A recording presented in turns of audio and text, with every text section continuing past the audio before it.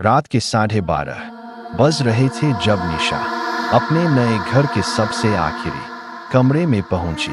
यह घर उसने 2 हफ्ते पहले ही खरीदा था। पुराना, सस्ता और बाकी सब घरों से कहीं ज्यादा बड़ा। एजेंट ने बताया था कि घर 25 साल से बंद पड़ा था। कोई वजह नहीं बताई गई थी और निशा ने भी ज्यादा सवाल नहीं पूछे थे। कीमत इतनी कम थी कि सवाल पूछने की हिम्मत नहीं हुई। उस कमरे में सिर्फ एक चीज थी, एक पुराना लकड़ी के फ्रेम वाला आईना, दीवार से सटा हुआ, धूल की मोटी परत से ढका। निशा ने सोचा, चलो इसे साफ कर दो, शायद किसी काम का निकले। उसने कपड़े से धूल पोंछी। शीशा थोड़ा धुंधला था, पर साफ करते करते उसने अपना चेहरा देखा और एक पल के लिए उसे लगा कि आईने में उसका प्रतिबिंब थोड़ी देर से हिल रहा है, जैसे उसने हाथ हिलाया हो और प्रतिबिंब ने आधा सेकंड बाद हिलाया हो। उसने सिर झटका, थकान होगी। रात के 12 बजे, नए घर में अकेली, दिमाग ऐसी चीजें बनाता ही है। वो वहां से चली गई। अगली रात निशा को नींद नहीं आ रही थी। वो उठी, पानी पीने रसोई गई और वापस आते वक्त उसे लगा कि उस आखिरी कमरे का दरवाजा खुला है, जबकि उसने याद से बंद किया था। वो दरवाजे तक गई, अंदर झांका। आईने के सामने कोई खड़ा था, उसकी अपनी ही शक्ल, उसकी अपनी ही नाइटी, बिल्कुल उसकी तरह खड़ी थी, पीठ दरवाजे की तरफ। निशा की सांस रुक गई। कौन है? उसने कांपती आवाज में पूछा।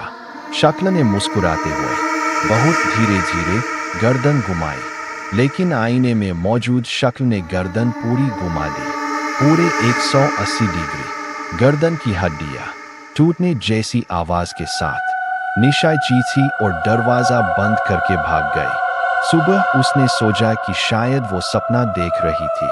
नींद की कमी, नया घर, अजीब डर, ये सब मिलकर ऐसा भ्रम पैदा कर सकते हैं। उसने अपने दोस्त रोहन को फोन किया, उसे रात भर साथ रहने के लिए बुलाया। रोहन रात को आया। उसने पूरा घर देखा, हंसा, बोला, भूत प्रेत कुछ नहीं होता। निशा, तू बस डर गई है। निशा उसे उस कमरे में ले गई। आईना वैसा ही था, शांत, सामान्य, बस उन दोनों का प्रतिबिंब दिखा रहा था। देखा? रोहन ने कहा। कुछ नहीं है। लेकिन निशा ने गौर से देखा। आईने में रोहन का प्रतिबिंब बोल नहीं रहा था, उसके होंठ हिल नहीं रहे थे, जबकि असली रोहन बोल रहा था। रोहन, उसने धीरे से कहा। अपना हाथ हिला।